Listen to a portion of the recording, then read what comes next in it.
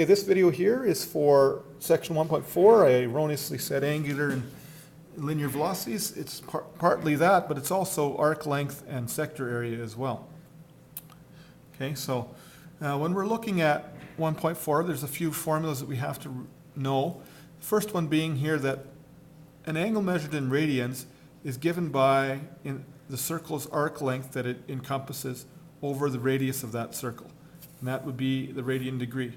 The sector area for any area of a circle can be figured out by two formulas. Area can be 1/2 the radian measure of the angle times the radius squared, or 1/2 the radius times the sector length. Okay, linear velocity, or linear speed, which is a v, is equal to a relationship with its angular speed, which is a funny looking w.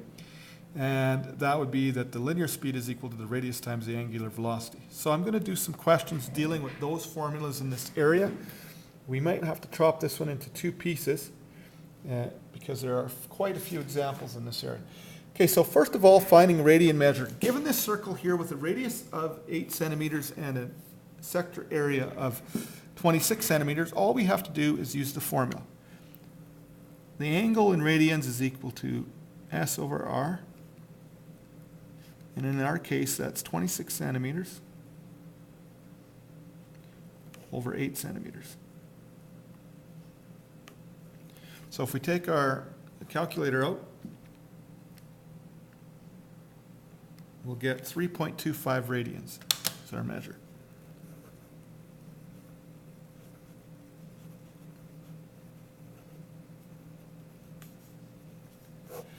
Okay, so that's pretty simple, straightforward application of the formula. So let's move on to the next couple here that I have.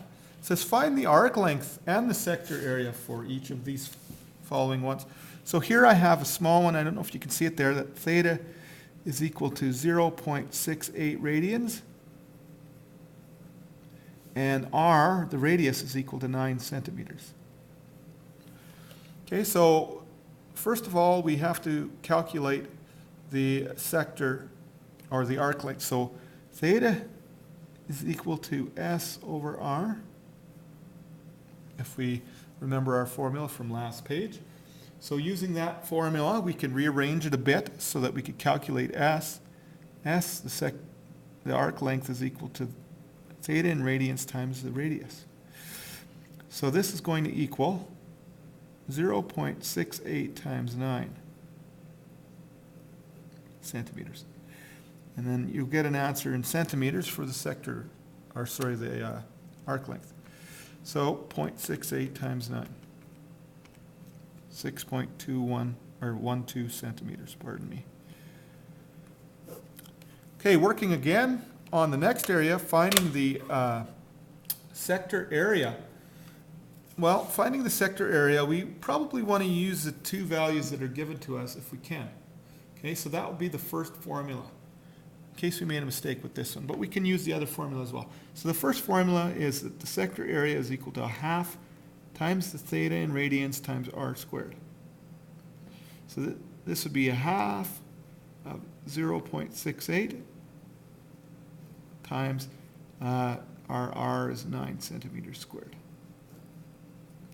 So plugging that into the calculator here, we get 81 times 0.68 divided by 2. So we get 27.54 square centimeters.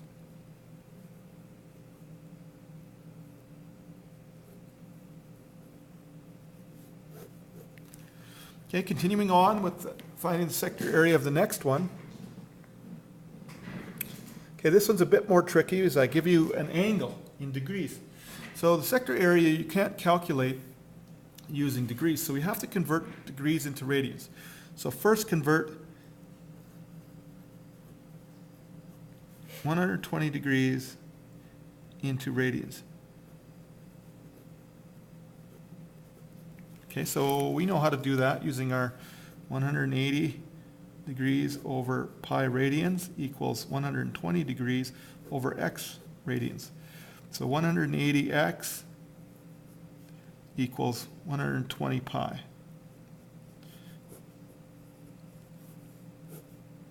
divide by 180.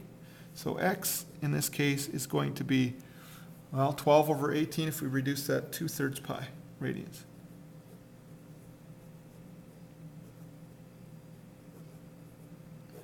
Okay, that is our angle. Okay, now if we want to find the sector area, we can use the formula.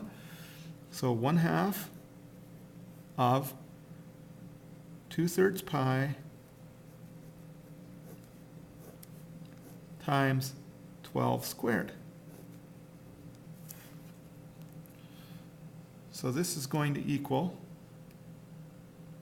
see these two are going to cancel out, 1/3 pi times 144 centimeters squared.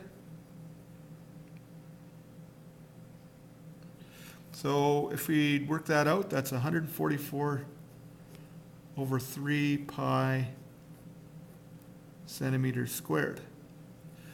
Okay, and if we want to work that out into a decimal number, we can do that as well by using our calculator. So you take your 144, times it by pi, and divide by 3.